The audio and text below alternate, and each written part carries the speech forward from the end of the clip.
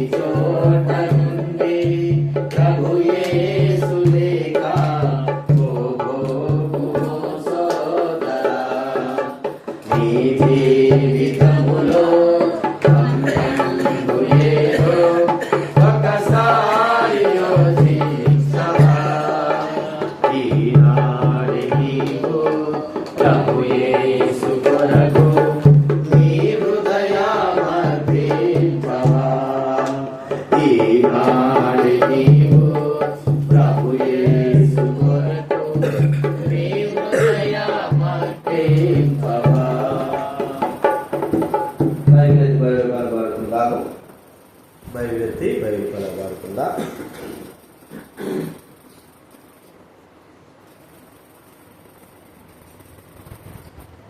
ఆ శ్రేష్టంభవ గ్రంథములో ఎచో చూసిన వాగ్దానం ఆ శ్రేష్టంభవ గ్రంథములో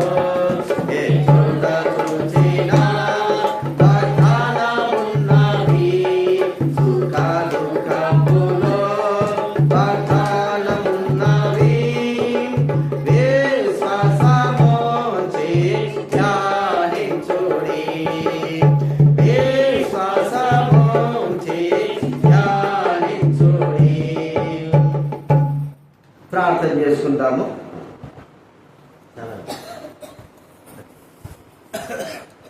ప్రార్థన.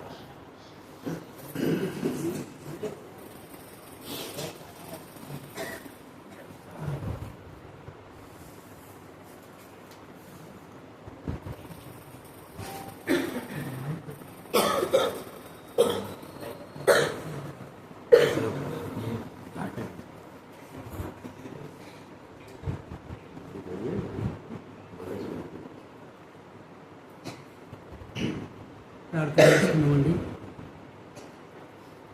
ప్రార్థన చేసుకుందాము. ప్రేమల తండ్రి, నమ్మకమైన దేవా, కృపా కనికరముల తండ్రి, దయగల నాయన, దయగల తండ్రి, కృపా కనికరముల తండ్రి, మహిమల రాజానికి స్తోత్రములను చెల్లిస్తూ వస్తున్నాను. సుమిత్ర సాయికు మీరు అనుగ్రహించినట్టు ఆయన మా తండ్రి ఓ దేవా, రెండో కుమార్తెను నమ్మకమైన తండ్రి ఓ దేవా, మొదటి కుమార్తెను మీరు ఇచ్చినందుకు నీకు వందనాలు. తనకిచ్చినటువంటి దయగల తండ్రి, నమ్మకమైనటువంటి మా దేవా, మొదట మరి నాయన మా తండ్రి ఓ దేవా, మా తండ్రి కుమార్తెను ఇచ్చినారు. రెండోసారి మరలా నాయన మా తండ్రి మీరు ఆయన మా తండ్రి ఓ దేవా, మరి కుమారుని అనుగ్రహించినారు. ఆదరణ తెలుస్తూ వస్తున్నాను. దయగల తండ్రి, కృపా కనికరముల తండ్రి, నాయన నిన్ను ప్రేమించి నీ పిల్లలను ప్రేమించి నాయన మీరు ఈ యొక్క సమయం ఇచ్చిన ఏర్పాటు కొరకు మీకు తెలుస్తూ వస్తున్నాను. అంతేగా తండ్రి, దయగల దేవా, నమ్మకమైన తండ్రి, వారి జీవితంలో మీరు చేసిన మేలు ఉపకారముల కొరకు మీకు వందనములు తెలుస్తూ వస్తున్నాను. నమ్మకమైన తండ్రి, నాయన తండ్రి రూతు స్వామి నన్ను నాయన తండ్రి మీరు ప్రేమించి చివరి కుమారుడైనటువంటి మోషేని మీరు అనుగ్రహించినారు. కొందనాలు తెలుస్తూ వస్తున్నాను. తనకిచ్చినటువంటి ఆయన కుమారుడు కుమార్తెను మీరు అనుగ్రహించినారు. కుమారుడి యొక్క నాయన తండ్రి ఓ దేవా, ఈ దినమున నాయన తండ్రి ఓ శుభ దినము కాబట్టి ఈ యొక్క శుభదినానికి నాయన తండ్రి అనేకులు సంఘస్థులు మరి బంధువులు మిత్రులు స్నేహితులు కూడి వచ్చుతున్నారు.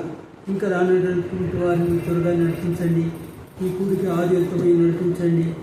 దేవా, పాటలు మీరు మహిమ పొందనములు ఈ కూడికి ఆదిత్యమై నడిపించి మీరే మహిమ పొందమని నిలబడని దాసుని మీరు బలంగా వాడుకొని ఆయన నమ్మకమే తండ్రి, ఈ దినాన్ని ఇష్టంలో ఎవరైతే ఉంటున్నారో వారితో మీరు మాట్లాడమని ఆయన ఎప్పుడు చూసినా ఆయన మా పనులు ఆయన మా తండ్రి మా యొక్క ఆయన అనేకమైనటువంటి అవకతవకలు కలిగి ఉంటాం. కానీ నేను నమ్మకం తండ్రి, ఈ దినం మీ చిత్తంలో ఎవరైతే ఉంటున్నారో వారితో మీరు మాట్లాడండి.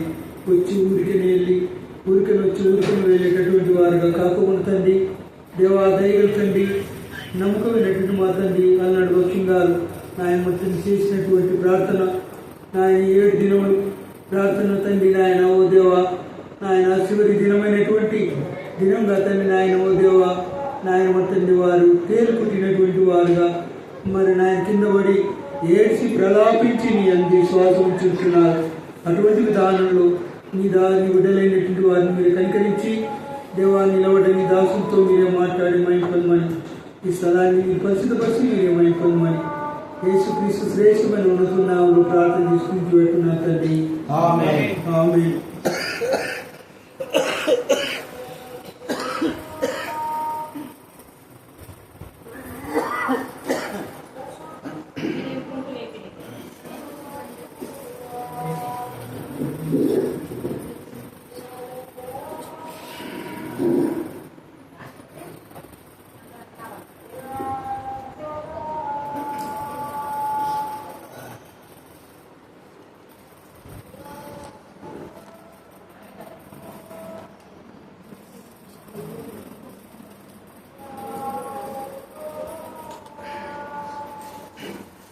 దేవుని వాక్యంలో నుండి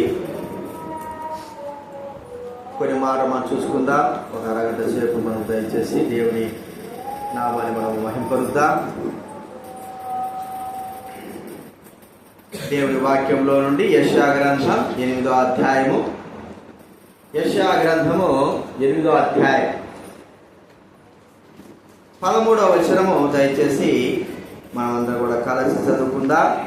యెషయా గ్రంథం 8వ అధ్యాయము 13వ వచనం. కొంతసేపు దయచేసి ఓపికతో ఉండాల్సిందిగా ప్రభువు నామమున మనవి చేస్తుంటున్నా. త్వరగా ముగించుకుందాము. 8వ అధ్యాయము క్షమించాలి, యెషయా 8వ అధ్యాయం 18వ వచనం. అందరూ కూడా కలిసి చదువుకుందాం. దైవ గ్రంథం ఉన్నవారు, దేవుని వాక్యము చదవగలిగేవారు, ఒకవేళ దేవుని వాక్యం లేని వారు దయచేసి మీరు వినాల్సిందిగా ప్రభువు నామమున మనవి చేస్తుంటున్నాను. యెషయా గ్రంథం 8వ అధ్యాయం 18వ వచనం. ఇదిగో నేనును యెహోవా నాకిచ్చిన పిల్లలను సియోను కొండ మీద నివసించు సైన్యములు కలిపి యెహోవా వల్ల సూచనలుగాను మహత్కార్యములుగాను ఇశ్రాయేలు మధ్య ఉన్నాము. చెప్పిన వాళ్ళరా, ఇక్కడ చెప్పబడుతున్న మాట, మనకు వాక్యంలో చెప్పబడిన మాట, యెహోవా నాకు ఇచ్చిన పిల్లలు. యెషయా భక్తుడు అంటున్నాడు, యెహోవా నాకు ఇచ్చిన ఎలాగున్నామంటే సియోను కొండ పైన, అనగా దేవుని పర్వతమైన సియోను కొండ పైన, దేవుని సన్నిధిలో, దేవుని యొక్క మందిరములో, దేవుని సన్నిధికి యెహోవా వలన సూచనలుగాను మహత్కారములుగాను ఇశ్రాయేలు మధ్య ఉన్నామని మరి యెషయా భక్తుడు సెలవిస్తా ఉంటున్నాడు. యెహోవా నాకిచ్చిన పిల్లలు. ఈ దినాల్లో పిల్లలు లేక ఎంతోమంది బాధపడతారు. అయితే ఎంత డాక్టర్లు పెట్టినా, ఎంత డబ్బు ఖర్చు చేసినా దేవుడు పిల్లలు ఇవ్వకపోతే అంత కూడా వ్యర్థమే. కాబట్టి పిల్లలు దేవుడి యొక్క స్వాస్థ్యం, గర్భఫలం, యెహోవా యొక్క బహుమానం దేవుడే ఇవ్వాలి. మనకు అన్నీ తెలుసు, ఆ డాక్టర్ కాడికి వెళ్తాం, ఈ డాక్టర్ కాడికి వెళ్తాం, కానీ దేవుడు ఇబ్బంది ఏ డాక్టరు ఏ మందు కూడా ఏమీ పనిచేయదు పిల్లల విషయం. ఎందుకంటే జనన మరణాలు దేవుని యొక్క వశంలో ఉన్నాయి. కాబట్టి ఒక వ్యక్తి జన్మించాలి అంటే దేవుని యొక్క ఆజ్ఞ ప్రకారంగా ఈ లోకంలోకి మానవుడు రావాల్సి ఉంటుంది. కాబట్టి పిల్లలు కలగాలి అంటే, పిల్లలు కావాలి అంటే దేవుని యొక్క కృప లేనిదే ఏ మానవుడికి కూడా పిల్లలు ఉండరు. కొంతమంది 10 పిల్లలు ఉంటారు. మరి ఆయా ప్రాంతాలు చూస్తే కొంతమందికి 70 మంది పిల్లలు ఉన్నారు. బైబిల్ గ్రంథంలో ఎంతోమంది పిల్లలు కలిగిన వారు చాలామంది ఉన్నారు. అయితే పిల్లలు లేని వారు కూడా ఉన్నారు. ప్రియమైన వారులారా, పిల్లలు లేని వారు వారి యొక్క బాధ మనం చెప్పలేము. ఆలోచన, బాధ, చాలా బాధతో ఇటీవల మీరు వినే ఉంటారు. 52 సంవత్సరాలకి ఒక దంపతులకి పిల్లలు దేవుడు అనుగ్రహించాడు. యూట్యూబ్లో కూడా వచ్చింది. 52 సంవత్సరాలు. కాబట్టి పిల్లలు యెహోవా యొక్క స్వాస్థ్యము, బహుమానం అని దేవుడు మనకి ఇక్కడ సెలవిస్తారు. యెహోవా నాకు ఇచ్చిన పిల్లలు.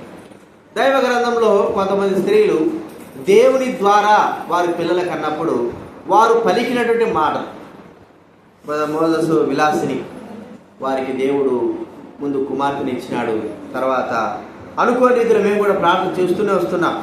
ప్రభువా, వారికి అవసరమైనటువంటి కుమారుని ముందు కుమార్తెని ఇచ్చినాం.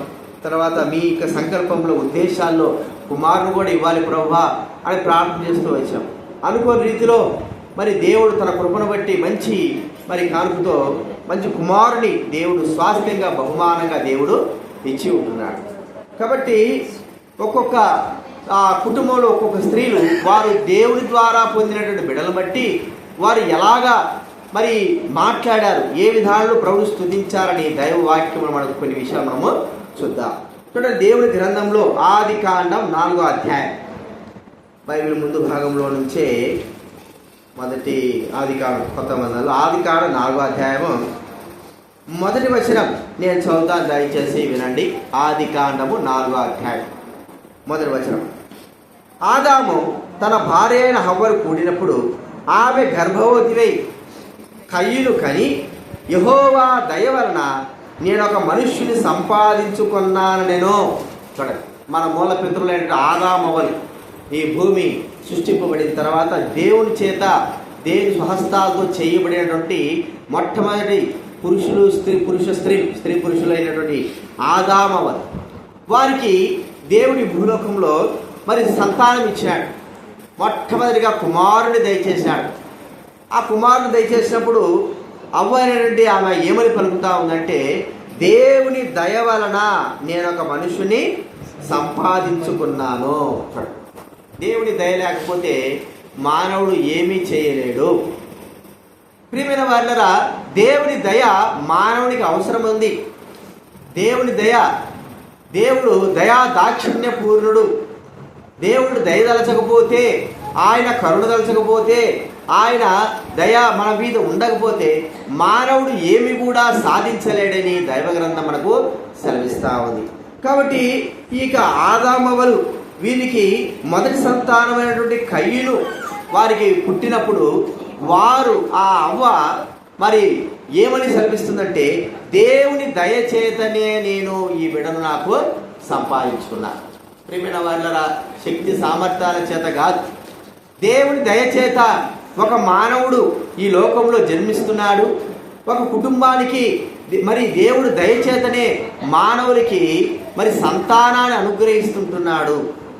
ప్రియమైన వాళ్ళరా, మనం ఎన్నో విధాలుగా ఎన్నో రీతులుగా అయ్యా మీ దయ మా పైన ఉండాలా, మీ దయ చూపండి అని మనము ప్రాధాయపడతా ఉంటాం, వేడుకుంటా ఉంటాం. అంటే వారి యొక్క కరుణ, వారి మంచితనం మా మీద చూపితే మాకు ఏదో విధంగా ఆశీర్వాదం కలుగుతుంది, మాకేదో విధంగా ఆశీర్వాదంతో నిండి ఉంటాము. కాబట్టి దేవుని దయచేత మానవులైన మనము ఈ భూలోకంలో జన్మిస్తూ ఉంటున్నాం. దేవుని దయచేతనే కుటుంబాల్లో ఉన్నటువంటి భార్యాభర్తలైన వారికి, కుటుంబంలో ఉన్న వారికి పిల్లలు అనేది వస్తూ ఉన్నారు. ఒకసారి ఆలోచిద్దాము, మరి ఆ దయ దేవుడు మానవుడికి ఇవ్వకపోతే మానవుడికి పరిస్థితి ఏమిటి? దేవుడు మానవుడికి దయా దాక్షిణ్యం చూపకపోతే మానవుడికి స్థితి ఏమిటి? మానవుడు ఏ స్థితిలోకి వెళ్ళిపోతాడు? ప్రియమైన వాళ్ళరా, ఎవరు దయ చూపినా దయ చూపకపోయినా దేవుడు దయ చూపకపోతే మానవుడికి స్థితి అధోగతిని దైవ గ్రంథం మనకి ఇక్కడ సెలవిస్తా ఉంది. కాబట్టి ఆయన దయ వలన ఒక కుటుంబంలో సంతోషం కానీ, ఆనందం కానీ, సుఖము కానీ కలిగేదిగా చూస్తుంటున్నారు. దేవుని యొక్క దయ వలననే మానవులైన వారు మరి అభివృద్ధి చెందుతూ ఉంటున్నారు. దేవుని యొక్క దయ వలననే, కటాక్షం వలననే మానవులు దేవుని యొక్క సన్నిధిలో అభివృద్ధి పొందుతూ ఉంటున్నారు. బైబిల్ గ్రంథంలో చూస్తూ ఉంటే నిర్గమాకాండం 1వ అధ్యాయంలో వారు ఇక్కడ ఆయన యొక్క దయ వలన మరి ఎలాగా వారు పిల్లలను కంటారో చూడండి. వారు అభివృద్ధి పెట్టిన కొద్ది విస్తరిస్తూ ఉంటున్నారు.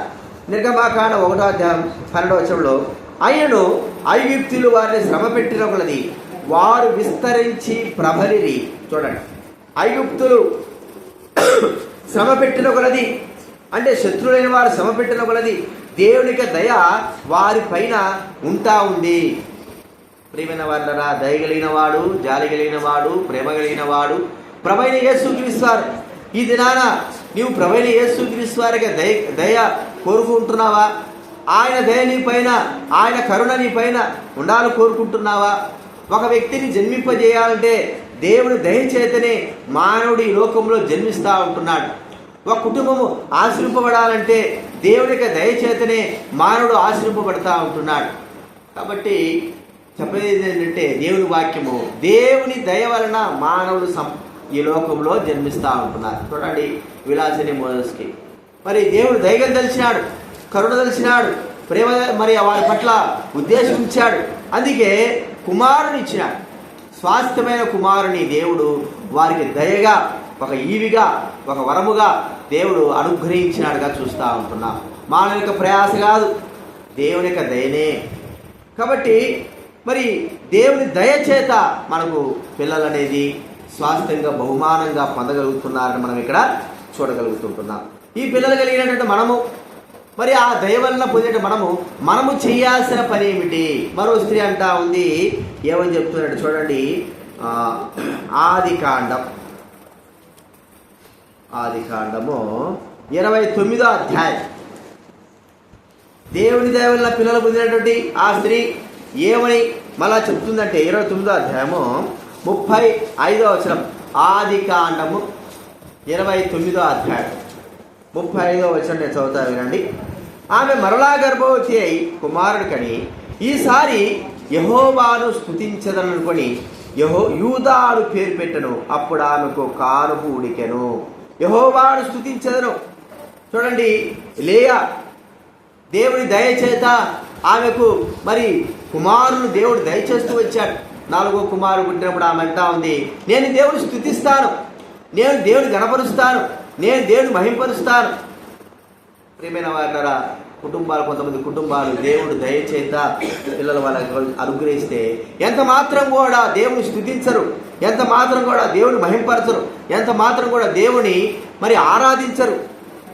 మరి ఇక్కడ మనం చూస్తుంటే ఒక స్త్రీ దేవుడు తనకు చెప్పిన తర్వాత ఆమె దేవుని ఎలాగ స్తుతిస్తా ఉంది చూడండి.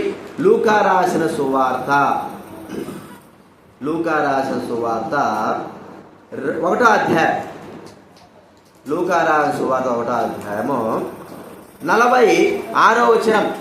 యేసు ప్రభు యొక్క తల్లి గారైనటువంటి ఆమె ఇలాగా దేవుని స్తుతిస్తూ మహింపరుస్తూ గణపరుస్తూ ఉంది. ఎలాగేమంటుంది? లూకా సువార్త 1వ అధ్యాయం 46వ వచనంలో, అప్పుడు మరియా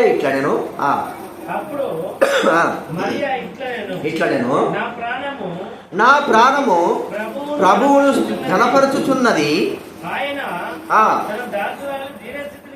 కటాక్షించి కటాక్షించరు, నా ఆత్మ నా అక్షరుడైన దేవుని యందు ఆనందించెను. సర్వశక్తిమంతుడు నాకు గొప్ప కార్యములు చేసిన కనుక ఇది మొదలుకు అన్ని తరముల వారు నన్ను ధన్యురాలందరూ. చూడండి, ప్రభువును స్తుతిస్తున్నది, గనపరుస్తుంటున్నది. ప్రియమైన వారనా, దేవుడు మనకు పిల్లలు ఇచ్చిన దయచేత, దేవుడు పిల్లల్ని మనకు దయచేత అనుగ్రహించినప్పుడు దేవుని స్తుతిస్తుంటున్నామా, దేవుని గనపరుస్తుంటున్నామా, దేవుని మహింపరుస్తుంటున్నామా? మరో స్త్రీ కూడా దేవుని స్తుతిస్తూ మహింపరుస్తున్నది. చూడండి, 1 సమూయేలు రాసినటువంటి గ్రంథం, 1 సమూయేలు రాసిన గ్రంథం 2వ అధ్యాయం. నేను చదువుతా వినండి. 1 సమూయేలు రాసిన గ్రంథం 2వ అధ్యాయంలో మొదలు వచ్చింది. మరియు హన్నా విజ్ఞాపన చేసి ఇలాగనెను, నా హృదయము యెహోవా యందు సంతోషించుచున్నది, యెహోవా యందు నాకు మహాబలము కలిగెను, నీ వల్ల రక్షణ పట్టి సంతోషించుచున్నాను, నా విరోధుల మీద నేను అతిశయపడుదును. యెహోవా వంటి పరిశుద్ధ దేవుడు ఒకడును లేడు, నీవు తప్ప మరి ఏ దేవుడు లేడు, మన దేవుడి ఆసక్తిగా ఏదీ లేదు. చూడండి, ప్రభువును స్తుతిస్తూ మహింపరుస్తూ ప్రార్థిస్తున్నటువంటి వ్యక్తిగా హన్నాను కూడా మనం ఇక్కడ చూస్తూ ఉంటాం. దేవుడు దయ వలన తనకు కుమారుని అనుగ్రహించినప్పుడు వారు మౌనంగా ఉండలేదు, వారు ప్రభువును స్తుతిస్తుంటున్నారు, ప్రభువును ఆరాధిస్తుంటున్నారు పూర్ణ హృదయంతో. కీర్తన గ్రంథం 9వ అధ్యాయంలో చెప్పబడిన మాట ప్రకారంగా 9వ అధ్యాయం 1వ వచనంలో, కీర్తన గ్రంథం 9వ అధ్యాయం 1వ వచనంలో చాలా చక్కటి మాట మనకు కనబడతా ఉంది. నా పూర్ణ హృదయముతో నేను యెహోవాను స్తుతించెదను, యెహోవా నీ అద్భుత కార్యాలన్నిటిని నేను వివరించెదను. చూడండి, నా పూర్ణ హృదయముతో యెహోవాను స్తుతిస్తానని ప్రియమైన వారిని దావీదు మహారాజు అంటుంటున్నాడు. ఇది నాన్న దేవుడు మనకి ఇచ్చిన బిడ్డలను బట్టి, ఆయన దయ వలన మనకు అనుగ్రహించిన బిడ్డలను బట్టి మనం ప్రభువును స్తుతిస్తుంటున్నామా? మన జీవితకాలం అంతా కూడా స్తుతించాలి. ఎంతో మందికి జీవితకాలం అంతా కూడా మరి పిల్లలు లేకోకుండా వారు మరణించిన వారుగా ఉన్నారు, చాలామంది ఉన్నారు. అయితే దేవుడు మనకు తన దయచేత పిల్లల్ని ఇచ్చినందుకు ప్రభుడు మనము జీవితకాలం అంతయు. చూడండి, కీర్తనకారుడు ఏమంటున్నాడంటే 63వ అధ్యాయం 6వ వచనం, కీర్తన గ్రంథం 63వ అధ్యాయం 6వ వచనంలో ఏముందంటే, కీర్తన గ్రంథం 63వ అధ్యాయం 6వ వచనం, కాగా నా జీవితకాలమంతా నేను ఈలాగున నిన్ను స్తుతించెదను, నీ నామమును బట్టి నా చేతులెత్తెదను. చూడండి, నా జీవితకాలం అంతయు. ప్రియమైన వాళ్ళరా, మన జీవితకాలం అంతా కూడా మనకు దేవుడు అనుగ్రహించిన బిడ్డలను బట్టి ప్రభువును స్తుతిస్తూ మహింపరచు ఉండాలని దేవుడు ఇక్కడ మనకు మరి చెప్తా ఉంటున్నాడు. అనుదినము స్తుతించాలి, అనుదినము దేవుని బట్టి, దేవుడిచ్చిన పిల్లలు బట్టి, మనకిచ్చిన గొప్పతనాన్ని బట్టి, దేవుడిచ్చిన ఆధిక్యతను బట్టి, లోకంలో మనకు మరి నిందను తొలగించిన దాన్ని బట్టి దేవుని మనము స్తుతించి ఆరాధించాలి. దయచేత దేవుడు అనుగ్రహించాడు కాబట్టి మనము స్తుతి ఆయనకు చెల్లించవలసిన వారంగా ఉంటున్నాం. కాబట్టి ప్రియమైన వాళ్ళరా, ఆయన ఘనపరచవలసిన వారంగా ఉంటున్నాం, ఆయన మహింపరచవలసిన వారంగా ఉంటున్నాం. ఈ దేవుడు తప్ప ఏ మానవుడికి ఎవరికి కూడా మరి సంతానం ఇవ్వలేడు. కాబట్టి ఆ ప్రభువైన యేసు క్రీస్తునందు మరి మనము విశ్వాసం ఉంచాలి. ఆ ప్రభువైన యేసు క్రీస్తును మనం స్తుతించవలసిన వారంగా ఉంటున్నాం. కాబట్టి రెండో స్త్రీ ఏం చేస్తుందంటే, తనకిచ్చినటువంటి బిడ్డలను బట్టి స్తుతిస్తూ మహింపరుస్తూ గర్వపరుస్తా ఉంది. అదే స్త్రీ మరోసారి ఇంకొక మాట అంటా ఉంది. చూడండి, ఆదికాండం 30వ అధ్యాయం ఆదికాండం 30వ అధ్యాయం 11వ వచనం. ఆదికాండము 30వ అధ్యాయము 11వ వచనం నేను చదువుతా వినండి. లేయా ఇది అదృష్టమే కదా అనుకుని అతనికి గాదు అని పేరు పెట్టెను. ఇక్కడ అదృష్టము వాళ్ళరా, అదృష్టంగా దేవుడు మనకు బిడ్డల్ని ఇవ్వడం ఒక అదృష్టం. ఏదైనా మంచి మనకు మేలు జరిగిందనుకోండి, ఒక ఆస్తులు వచ్చినాయనుకోండి, అదృష్టవంతుడురా, మంచిగా సంపాదించుకున్న అదృష్టవంతుడురా అంట. మరి బిడ్డలు కలగడం కూడా ఒక అదృష్టమే. అంటే అది ఒక ఆశీర్వాదముతో కూడుకున్నది, ఒక దీవెనతో కూడుకున్నది. కాబట్టి ప్రియమైన వారరా, అదృష్టముగా దేవుడు అనుగ్రహించిన బిడ్డలు, దేవుడు ఆశీర్వాదంగా. మన బైబిల్ గ్రంథం చూస్తే అంటే ఒక వ్యక్తి ఓబేదేదేము అనే వ్యక్తి ఉన్నాడు. ఆ వ్యక్తి తన యొక్క కుటుంబంలో మరి దేవుడిని అంగీకరించి మందస్థానం ఉంచినప్పుడు ఆ కుటుంబంలో ఆ వ్యక్తికి దేవుడు ఇచ్చినటువంటి సంతానం ఏమిటంటే మరి మరి సంతానం కుమారుడు దేవుడు దయచేశాడు. చూడండి, 2 సమూయేలు 6వ అధ్యాయం 11వ వచనం. 2 చదవండి ఎవరైనా. 1 సమూయేలు 6వ అధ్యాయం 11వ వచనం చదవండి.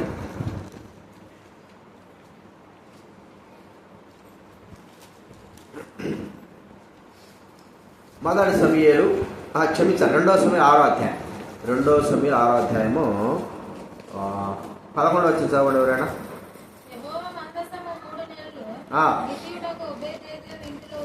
ఉండగా యెహోవా ఓబేదేదేమును అతని ఇంటి వారందరినీ ఆశీర్వదించెను. ఓబేదేదేమును అతని ఇంటి వారందరినీ కూడా దేవుడు ఆశీర్వదించి దీవించిన వాడుగా మనం ఇక్కడ చూస్తూ ఉంటున్నాం.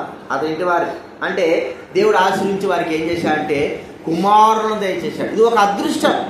చూడండి, మొదటి దినవృత్తాంతాల గ్రంథం 26వ అధ్యాయం. మొదటి దినవృత్తాంతాల గ్రంథం 26వ అధ్యాయము 4వ వచనం. ఈ ఆశీర్వాదం ఏమిటి అంటే, ఈ అదృష్టం ఏమిటంటే వారికి దేవుడు సంతానాన్ని ఇవ్వడమే వారి అదృష్టము. మొదటి దినవృత్తాంతాల గ్రంథం 26వ అధ్యాయము 4వ వచనంలో ఏముందంటే, దేవుడు ఓబేదేదోమును ఆశీర్వదించి అతనికి కుమారులను దయచేసి ఆశీర్వదించి అదృష్టముగా దేవుని యందు విశ్వాసం ఉంచిన వ్యక్తి, దేవుని మందసాన్ని తన ఇంట్లో ఉంచుకున్న వ్యక్తి, దేవుని తన ఇంట్లోకి ఆహ్వానించిన వ్యక్తి. ఒక అదృష్టం. మనం అనుకుంటా ఉంటాము, ఒక పెద్ద వ్యక్తి అనుకోని రీతిలో ఒక వేద విట్లవి వచ్చాడు అనుకోండి, ఒక గొప్ప వ్యక్తి, నీ అదృష్టం రా, ఎవరింటికి వెళ్ళాడు ఆయన, అంత గొప్పవాడు, నీ ఇంటికి వచ్చా అంటే ఒక అదృష్టము, చేసుకో ఉండాలిరా, ఎవరైనా పెట్టి పుట్టి ఉండాలని అంటాం. అది నీ అదృష్టం, నీ ఇంట్లోకి వచ్చినాడు. మరి దేవుడు కూడా మన ఇంటిలోకి, మన హృదయంలోకి, మన జీవితంలోకి వస్తే మనంత అదృష్టవంతులు ఈ లోకంలో ఎవరు కూడా ఉండరు. బైబిల్ గ్రంథంలో ఒక వ్యక్తి ఉన్నాడు. ఆ వ్యక్తి పేరు లాజర్, జక్కయ్య. మరి లూకాసు వార్త 19వ అధ్యాయంలో మనం చూస్తే ఆ జక్కయ్య వ్యక్తి డబ్బు కలిగి ఉంది, మరి సంతానం ఉన్నారు, ఆస్తులు ఉంటున్నాయి, ఇల్లులు ఉంటున్నాయి, ఎన్నో మరి ఉద్యోగం ఉంది, ఎంతో మరి సంపాదించిన వ్యక్తి.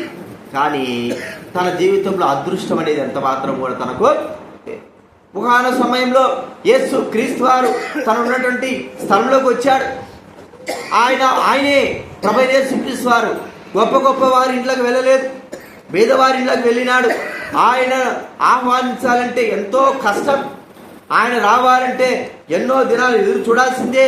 అలాంటి ఆ ప్రభు యేసు క్రీస్తు వారు ఉన్నట్టుండి ఆ యొక్క మరి జక్కయ్య ఇంటికి, జక్కయ్య నువ్వు త్వరగా దిగు, నేను ఇంటికి వస్తాను. ఎంత అదృష్టం అండి. ఆ ఇంటిలోకి వచ్చాడు, ఆ ఇంటిలో ప్రవేశించాడు, తన జీవితం మార్చాడు. ఇది దేవుడు మనకు బిడ్డలను ఇవ్వడం అనేది ఒక అదృష్టమే. కానీ అంతకు మించి అదృష్టం ఏంటంటే ప్రభువైన యేసు క్రీస్తు వారు మన ఇంటిలో ఉండడము అనేది మనం ఇక్కడ చూస్తుంటున్నాం. మన ఇంటిలోనికే కాదు, మన జీవితంలోకి రావడము ఒక గొప్ప అదృష్టం. మహాకాశాలు పట్టజాలిన ఆ దేవుడు, భూమిని సృష్టించిన ఆ దేవుడు, సర్వ సృష్టికి కారణభూతుడైన ఆ దేవుడు హృదయంలోకి రావడం, మన జీవితంలోకి రావడం, మన ఇంటిలోకి రావడము మన అదృష్టమే. లోకంలో ఎంత గొప్పవారైనా సరే అంతకు మించిన వ్యక్తి ప్రభువైన యేసుక్రీస్తు వారు మన ఇంటిలోకి, మన జీవితంలోకి, మన గృహంలోకి రావడం. ఇది నా ఒకసారి గుర్తించుకో. ఒక స్త్రీ తన కడుపున పుట్టినటువంటి బిడ్డను గురించి నాకు అదృష్టమే నీళ్ళు తెచ్చింది, నాకు అదృష్టము, ఎందుకంటే ఈ కుమారుని దేవుడు దయచేశాడు, నన్ను అందరూ అదృష్టవంతురాలంటారు. అంతకు మించిన అదృష్టం ఏంటంటే యేసుక్రీస్తు వారిని మన జీవితంలోకి, మన హృదయంలోకి ఆహ్వానించడమే. ఎంతో గొప్పవాడు, సర్వ సృష్టికర్త. ఆయన మన జీవితంలోకి, మన ఇంట్లోకి రావడం అంటే ఎంత అదృష్టం ఉండాలండి ప్రియమైన వాళ్ళారా. అది మనకు దేవుడు అనుగ్రహించినటువంటి గొప్పతనము. కాబట్టి ఇది నాన్న, ఆ అదృష్టం నీకు కావాలా? ఆ గొప్పతనం నీకు కావాలా? మరి ఆ అదృష్టంలో నీవు ఉండాలా? కేవలము బిడ్డలు కావడమే కాదు, బిడ్డలు ఇవ్వడమే కాదు, కానీ దేవాది దేవుడైన ప్రభు నీ హృదయంలోకి, నీ జీవితంలోకి వస్తానంటున్నాడు. నేను గొప్పవాడుగా, అదృష్టవంతుడుగా, ఐశ్వర్యవంతుడుగా, ఆశీర్వపబడిన వాడుగా నిన్ను చేయాలని కోరుకుంటున్నాడు. ప్రియమైన వాడు అంగీకరించు. ప్రభువా, నేను పాపిని, నా జీవితంలోకి రా అంటే నీ అంత గొప్ప అదృష్టవంతుడు ఈ లోకంలో ఎవరు కూడా ఉండరు. అంత మాత్రమే కాదు, మరో స్త్రీ అంటా ఉంది, నాకు బహుమానముగా దయచేసి ఉంటున్నాడు. చూడండి, ఆదికాండం 30వ అధ్యాయం. ఆ స్త్రీ నేను చెప్తా ఉంది మాట. ఆదికాండం 30వ అధ్యాయం 20వ వచనం. ఆదికాండము 30వ అధ్యాయము 20వ వచనం. మళ్ళా అదే స్త్రీ ఏమని చెప్తుందంటే చూడండి 20వ వచనంలో, అప్పుడు లేయా, దేవుడు మంచి బహుమతి నాకు దయచేసెను. చూడండి, మరో కుమారుని కన్నప్పుడు, మరో కుమారుని దేవుడు అనుగ్రహించినప్పుడు, ప్రియమైన వాళ్ళని ఆమెనే మాట ఏంటంటే 5 కుమారులు ఉన్నారు. కాబట్టి 5 కుమారులు దేవుడు అనుగ్రహించాడు. ఎంత బహుమానం! మనకు బహుమానంగా దేవుడు మనకు బిడ్డల్ని ఇవ్వడమే ఒక బహుమానం. పిల్లలు లేనివారు, బహుమానం లేనివారు అంటే దేవుడు ఒక కుటుంబానికి బహుమతిగా పిల్లల్ని అనుగ్రహించడం. మనం ఎవరైనా పుట్టినరోజు జరుపుతున్నప్పుడు, లేకపోతే ఏదైనా ఫంక్షన్ ఉన్నప్పుడు ఒక బహుమానం మనం వాళ్ళకి ఇస్తాం. ఆ బహుమానం వాళ్ళు కాపాడుకోవాలి. ఆ బహుమానాన్ని చాలామంది బహుమానాలు ఇస్తే ఆడబారేస్తే ఎడబారేస్తారు, దాన్ని లెక్క చేయరు. అయితే దేవుడు మనకి ఇచ్చినటువంటి బిడ్డలే గొప్ప బహుమానం. ఆ పిల్లల విషయం కూడా నిర్లక్ష్యంగా ఉండడం ద్వారా ఆ బహుమానం కూడా మనము పోగొట్టుకునే వారంగా ఉంటాం. చూడండి, దేవుడు బహుమానము అనేటువంటి మాట అక్కడ చెప్తా ఉంటున్నాడు. యెహోవా ఇచ్చినటువంటి చూడండి 127వ కీర్తన గ్రంథం, 127వ కీర్తన గ్రంథము చూడండి 3వ వచనం నేను చదువుతా వినండి. 127 3వ వచనం ఏమిటంటే, కుమారులు యెహోవాను గురించి స్వాస్థ్యము, గర్భఫలము ఆయన ఇచ్చు బహుమానమే. దేవుడు ఇచ్చిన బహుమానాన్ని భద్రంగా ఎవరైనా సరే, నేను కూడా ఎవరైనా బహుమానాలు ఇచ్చారనుకోండి, ఏదైనా మనము సాధించినప్పుడు బహుమానాలు ఇస్తారు, వారి గిఫ్ట్లు కూడా ఇస్తూ ఉంటారు. వాటిని నేను భద్రంగా ఎత్తిపెట్టుకుంటాను.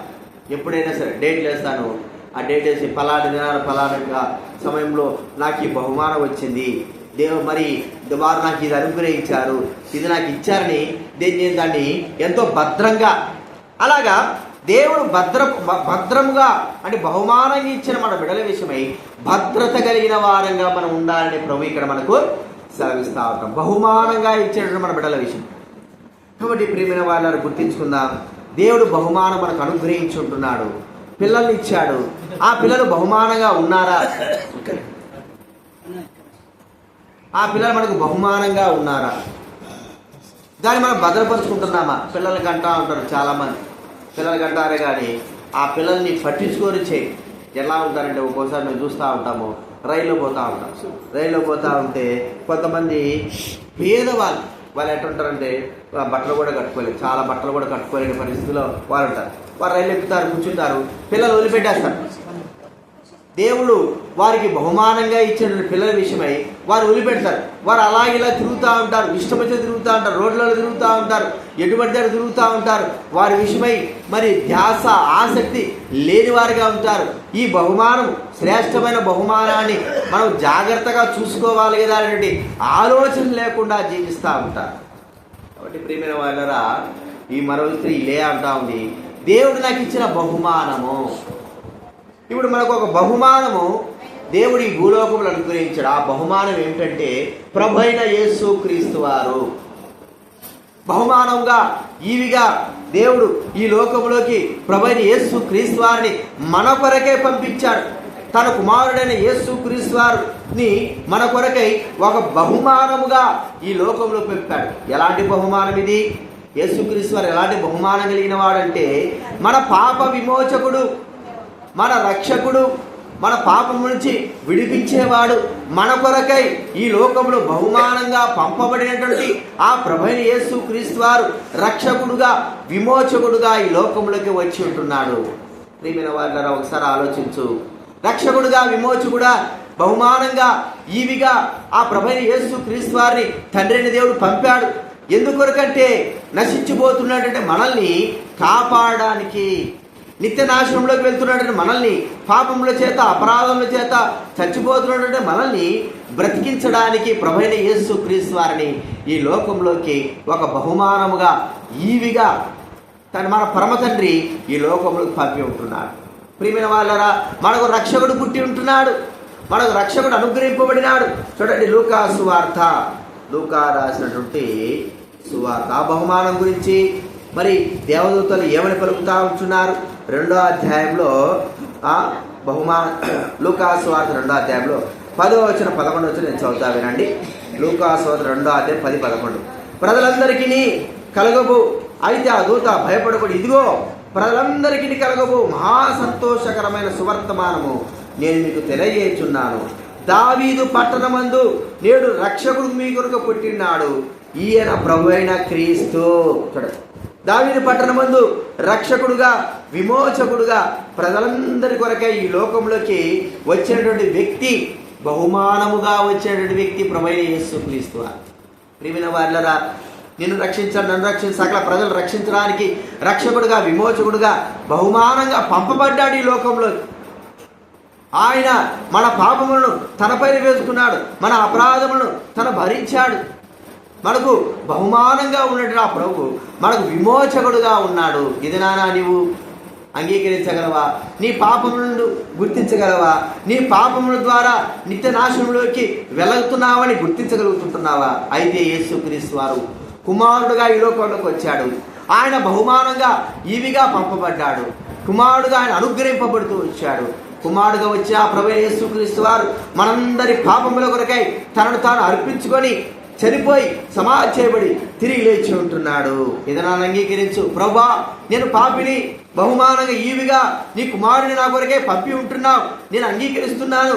పాపములో పడి నశించిపోకుండా కాపాడడానికి కొరకై నీ కుమారుని నా కొరకే పంపావని నువ్వు అంగీకరించగలవా? ప్రియమైన వారు, ఇంత గొప్ప బహుమానం ఏ ప్రజలకి ఎవరికి కూడా ఇవ్వలేదు, ఎవరికి కూడా పొందలేదు. మనం పొందాం. ప్రియమైన వాళ్ళరా, ఈ బహుమానాన్ని పోగొట్టుకోవడు. ఎవరైనా సరే బహుమానం ఇస్తా అంటే ఎవరు వద్దంటారండి? ఎవరు వద్దరు? బహుమానం కావాలంటారు.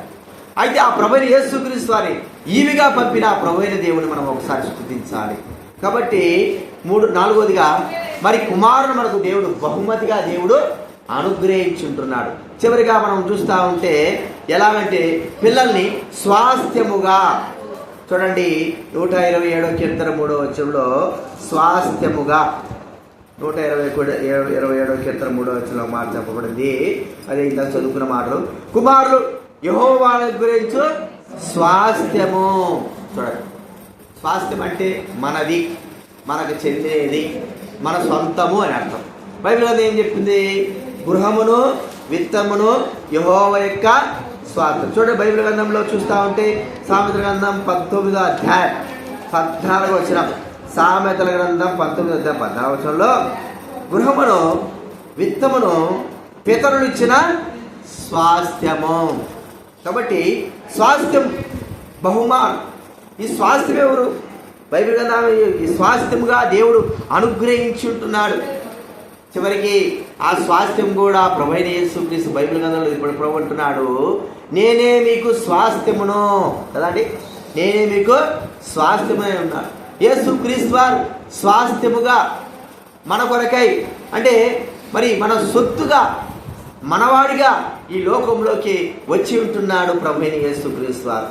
స్వాస్థ్యమైన ప్రభు మరి మన కొరకై తన సర్వస్వాన్ని ఈ లోకంలో అనుగ్రహించి ఉంటున్నాడు. తన స్వాస్థ్యం అంతా కూడా తనదంతా కూడా మనకు అనుగ్రహించి ఉంటున్నాడు. ప్రియమైన వారలారా, స్వాస్థ్యం మనం పొందుతుంటున్నాం. ఆ స్వాస్థ్యమే ప్రభువైన యేసుక్రీస్తు వారు. ఆయన మనకు అనుగ్రహింపబడిన వాడుగా ఉండి పరలోక సంబంధమైనటువంటి అన్ని ఈవులను, ఆశీర్వాదాలను, స్వాస్థ్యాన్ని మనకు అనుగ్రహించిన వాడిగా ఉంటున్నాడు. యేసుక్రీస్తు వారు అంగీకరించిన వారు ఈ లోకంలో కాదు కానీ పరలోకపు స్వాస్థ్యము, పరలోకమిక ఆశీర్వాదము దేవుడు మనకు అనుగ్రహించి ఉంటున్నాడు. సమస్త ఆశీర్వాదాలు కూడా ఆ ప్రభువైన యేసుక్రీస్తు వారిలో ఉంటున్నాయి. ప్రియమైన వారు, ఒక్కసారి ఆలోచించు. ఈ యొక్క రాత్రికాల సమయంలో బిడ్డలు మనకు స్వాస్థ్యంగా ఇవ్వబడ్డారు. అంతకంటే స్వాస్థ్యమైన వ్యక్తి ప్రభువైన యేసుక్రీస్తు వారు. ఆయన యొక్క స్వాస్థ్యము, ఆయన యొక్క వారసత్వము సమస్తము మనకు దేవుడు అనుగ్రహించిన వాడుగా ఉంటున్నాడు. ఆయన బిడ్డలంగా మనం ఎప్పుడైతే చేయబడతామో, యేసు క్రీస్తు వారిని ఎప్పుడైతే మనం అంగీకరిస్తామో ఆయన కుమారులుగా చేయబడతాం. దైవ గ్రంథంలో చూడండి, యోహాను సువార్త 1వ అధ్యాయం, యోహాను సువార్త 1వ అధ్యాయము 12వ వచనంలో నేను చదువుతా వినండి. యోహాను సువార్త 1వ అధ్యాయం 12వ వచనం. తన్ను ఎందరు అంగీకరించిరో వారికి అందరికి అనగా తన నామమునందు విశ్వాసం ఉంచిన వారికి దేవుని పిల్లలగుటకు అధికారం అనుగ్రహించాడు. దేవుని పిల్లలమైన మనము ఆయన యొక్క పిల్లలుగా మనం ఉన్నవారుగా వారసులముగా చేయబడ్డాం. బైబిల్ గ్రంథంలో మరో మాట చెప్పబడింది. గల్తీ రాసిన పత్రిక 4వ అధ్యాయం 7వ వచనంలో ఏమని చెప్పబడుతుందంటే, కాబట్టి నీవిక దాసుడవు కావు, కుమారుడవే. కుమారుడవైతే దేవుని ద్వారా వారసుడవు. ఈ లోకంలో ఇల్లు, భూమి, డబ్బు, మరి పొలాలు ఇవన్నీ కూడా స్వాస్థ్యానికి కిందగా వస్తాయి. అంతకంటే స్వాస్థ్యమైన వ్యక్తి మనకు అనుగ్రహింపబడిన వాడు ప్రభువైన యేసుక్రీస్తు వారు. ఈ దినాన ఆయన మనల్ని తన సొత్తుగా, తన స్వాస్థ్యంగా చేసుకోవాలని కోరుకుంటున్నాడు. పరలోక రాజ్యం యొక్క వారసత్వము, పరలోక రాజ్యం యొక్క ఆశీర్వాదము, పరలోక రాజ్యం యొక్క సమస్త ఆశీర్వాద మరి అన్నీ కూడా మనకు అనుగ్రహించాలని కోరుకుంటున్నాడు. అయితే మనం చేయాల్సిందేంటి?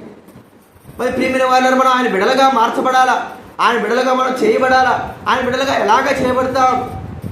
మనం ఆయన బిడలుగా, ఆయన సొత్తుగా ఎలాగవుతామంటే కేవలం విశ్వాసము ద్వారా, ప్రభువైన యేసు క్రీస్తును విశ్వసించడం ద్వారా, నమ్మడము ద్వారా, ఆయన యందు విశ్వాసం ఉంచడం ద్వారా ప్రతి వ్యక్తి దేవుని కుమారుడుగా చేయబడతాడు. దేవుని స్వాస్థ్యం అనుభవిస్తాడు.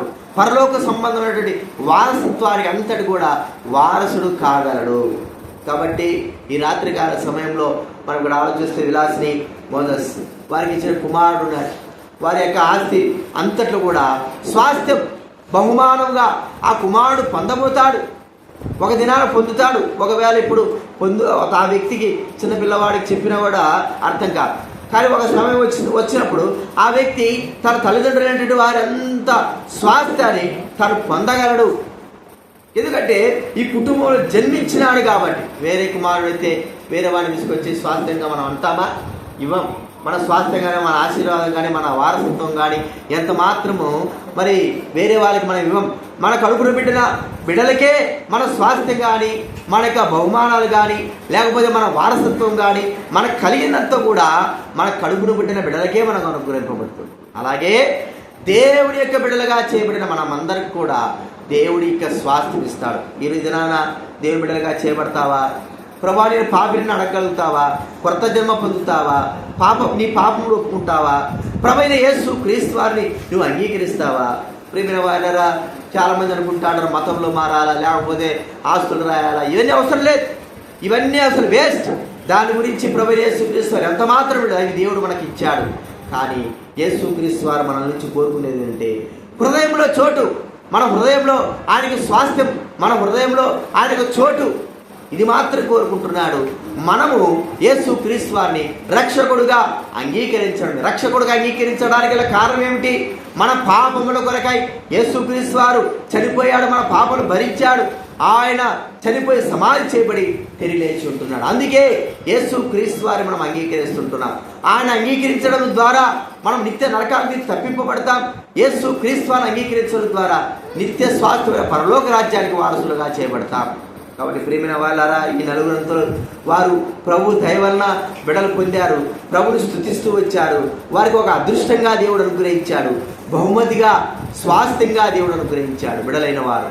కాబట్టి మనం కూడా మరి ఆయన ప్రభువైన యేసుని విశ్వాసం ఉంచితే అంతకంటే గొప్ప శాశ్వతమైన ఆ పరలోక రాజ్యపు వారసులుగా మనల్ని చేరుస్తాడు. కాబట్టి ఆ ప్రభువైన యేసునందు విశ్వాసం ఉంచు, నీ జీవితంలో గొప్ప ఆత్మరక్షణ పొందుతావు. నీవే కాదు, నీ కుటుంబం కూడా ఆశీర్వపడుతుంది. నిత్య దేవుళ్ళు మనము పొందుతాం. ప్రార్థన చేసుకుందాము. దయచేసి అన్న ప్రార్థన దైవ సేవకులైన వారు ప్రార్థన చేస్తారు.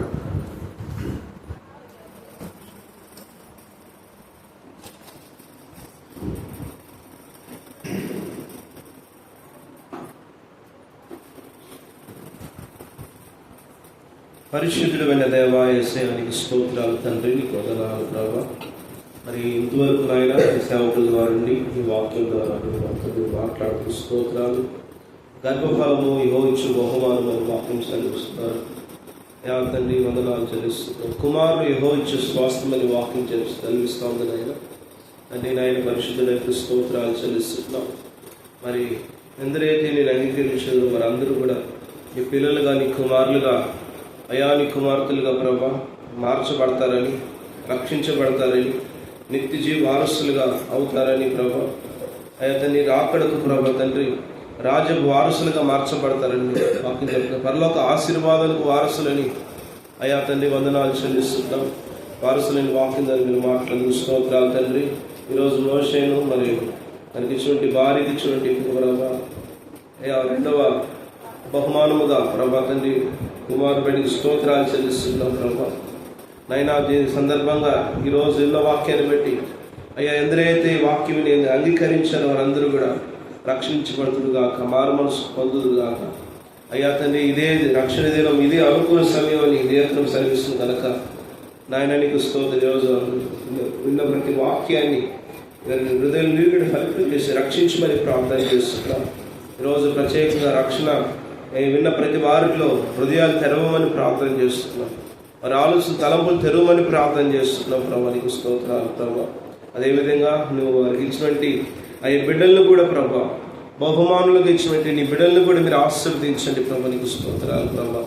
ఆ పిల్లలు చక్కగా ప్రభా అయ్యా నీవు ఇచ్చినటువంటి బహుమానాన్ని ప్రభా వారి పిల్లల్ని ప్రభా స్వాస్థ్యంగా ఇచ్చినటువంటి అయ్యా పిల్లల్ని ప్రభా నీ బిడ్డల్ని మీరు ఆశీర్వదించండి ప్రభా. నీకు స్తోత్రాలు అయ్యా తండ్రి. మరి ముందున్న కార్యక్రమం అంతా నీ చేతులు అప్పచెప్తున్న ప్రభా అయ్యా వందనాలు చెల్లిస్తున్న ప్రభా.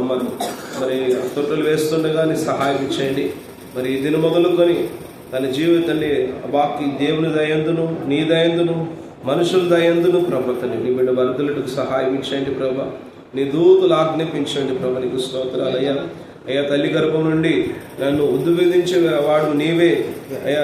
తల్లి పానం చేస్తుండగానైనా తండ్రి వాక్యం నాకు నమ్మకం పుట్టించింది అని వాక్యం చెబుతుంది కనుక ప్రభా నీ బిడ్డని ప్రభు మీరు బ్రతికించారు అయ్యా. తండ్రి మరి బిడ్డలకు ఇచ్చింది స్తోత్రాలు చెల్లిస్తున్నాం. మీరు ఆశీర్వదించమని ప్రార్థన చేస్తున్నాం. ముందున్న కార్యక్రమాన్ని నీ చేతులు అప్పచెప్తున్నాం. శుద్ధిస్తున్నామని కనపరుస్తూ యేసుక్రీస్తు నామములో వేడుకుంటున్నాము తండ్రి. ఆమేన్. ఆశీర్వాదం తీసుకుందా. దీని తర్వాత మరి తొట్టిలో పిల్లవాడిని వేస్తాము. తండ్రి నా దేవుని ప్రేమయు ప్రభువైన యేసుక్రీస్తు వారి కృపయు పరిశుద్ధాత్మ సహవాసం చేరువచ్చిన మనకు సకల పరిశుద్ధులకు మోసెస్ విలాసిని వారికి ఇచ్చినటువంటి కుమారుడికి ఇప్పుడు ఎల్లప్పుడూ వారి తల్లిదండ్రులైన వారికి వారి బంధుమిత్రులైన వారికి దైవవాక్యం ఉన్న వారందరూ కూడా ఇప్పుడు ఎల్లప్పుడు సదాకాలం తోడేండు గాక. ఆమేన్.